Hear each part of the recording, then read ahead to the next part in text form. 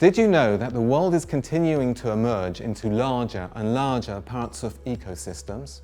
This explainer builds on the introduction to Partsofim in explainers 8 and 9, providing insight into our future world where, through technology, the world is emerging into larger and larger Partsofim, a process of integration of Sefirot diversity into increasing Partsof unity. Please note that all the ideas we will touch on here are fully explained with source material in my latest book, Shomer Emunim, The Introduction to Kabbalah. Click on the link in the description below for details about my book. To appreciate how things may be in the future, let's look at some more Partsof examples. One fascinating example is ant colonies.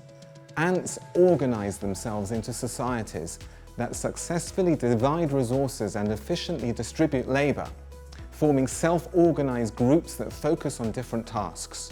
An individual ant colony will organize major efforts such as the building and maintenance of the physical nest that hosts the colony, and will optimize the foraging and retrieval of food and building materials.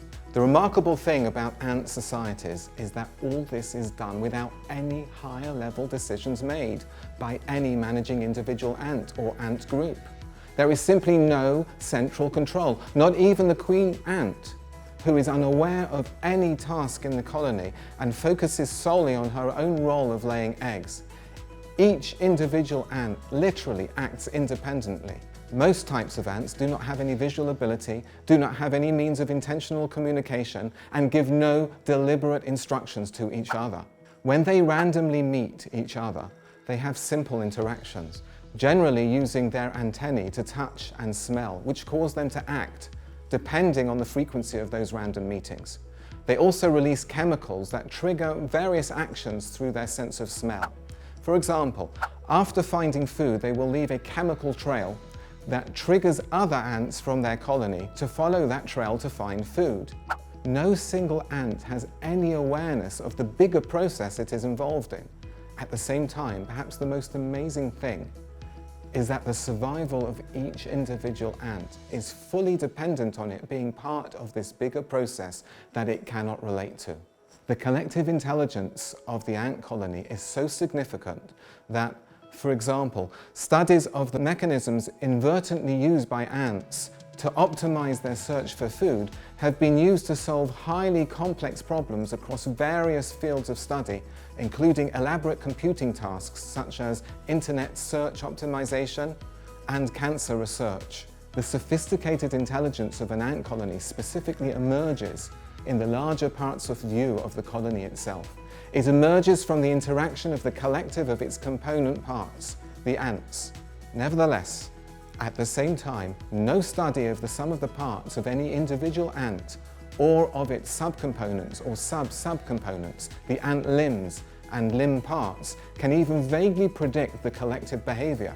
In particular, no underlying theory of ant composition gives any insight into the significant emerging intelligence of the colony. Therefore, if when observing ants, we only relate to the individual ants themselves and are not aware of the intelligence of their collective behavior, we will see the ants as being separate and diverse Sefirot and just perceive a group of individual ants. On the other hand, if we relate to the ant collective as a colony and relate to it as a single collective entity, a Partsuf, then we will be able to perceive the higher level and relate to the emerging level of intelligence of the whole that does not exist in the sum of its parts.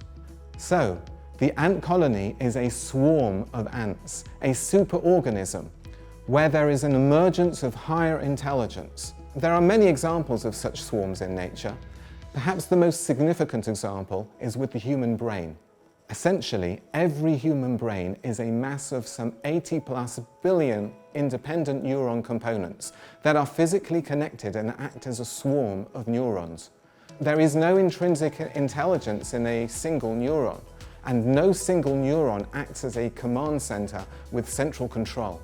But with their integration into a highly organized structure, there is an emergence of intelligence and consciousness on a level greater than anything else that we humans are currently aware of anywhere in the universe. But this is not the end of the story. Imagine what would be if brain implants could connect the brains of living conscious humans together. If the mobile phones that most of us carry around with us today, if they were to be integrated within us and connect us together, you and I could then send emails and messages to each other at the speed of thought. Messaging between people would move from a level of speech and action to a level of thought. The truth is that we don't have to imagine too hard, as the early beginnings of this technology already exist, at least at a basic level. Brain implant experiments have already been performed with rats whose internet-connected brains enabled them to learn how to perform specific tasks through that connection.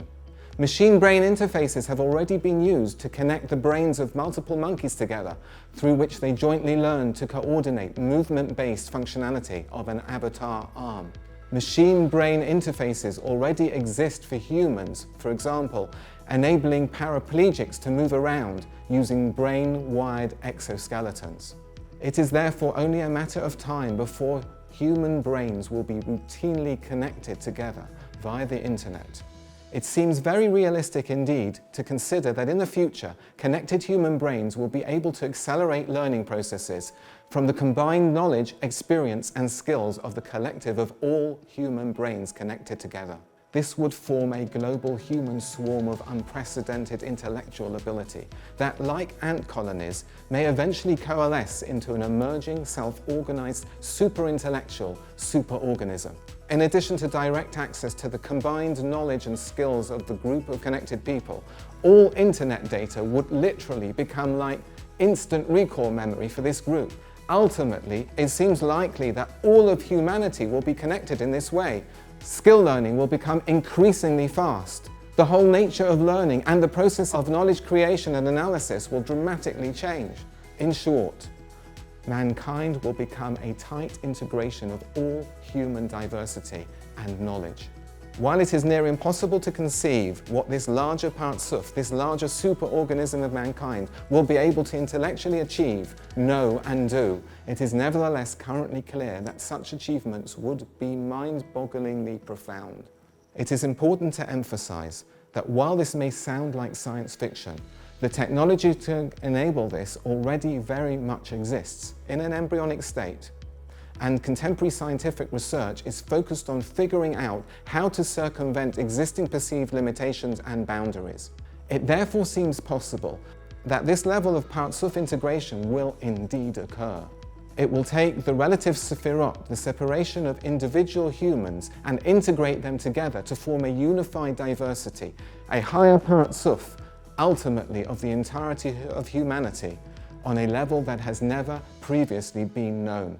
While existing in our lower Partsuf state as separate, unconnected human beings as we are now, the wisdom, abilities, and intellect of this integrated higher Partsuf of humanity simply cannot be related to in any way, just as an ant cannot relate to the collective intelligence of the ant colony it lives in.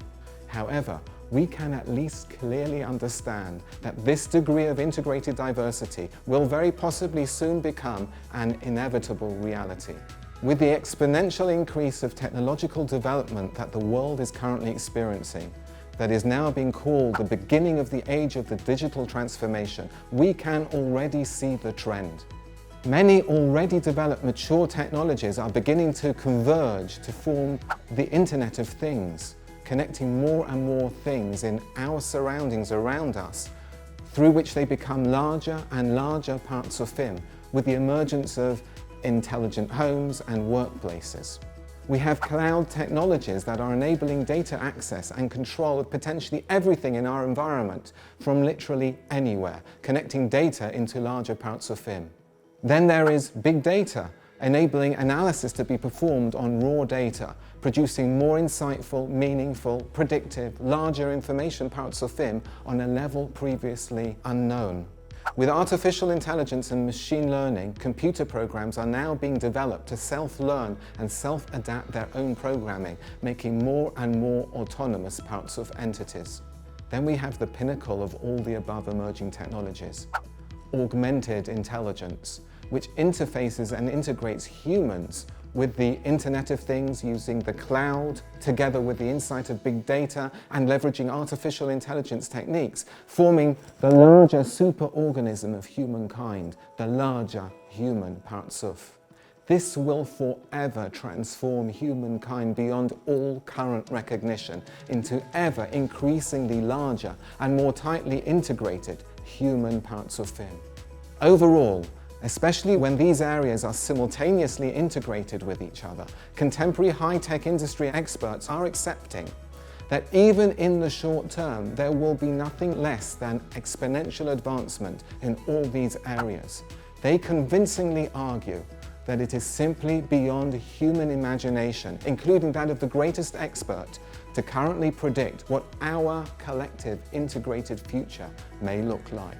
It is remarkable that the centuries-old framework of Kabbalah explains this process of mankind's integration, and that with it, a higher level of collective unity and intelligence will be achieved.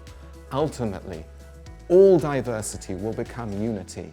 You and me will become we. And Kabbalah explains that when this happens, we will all be able to directly relate to God, who is all around us.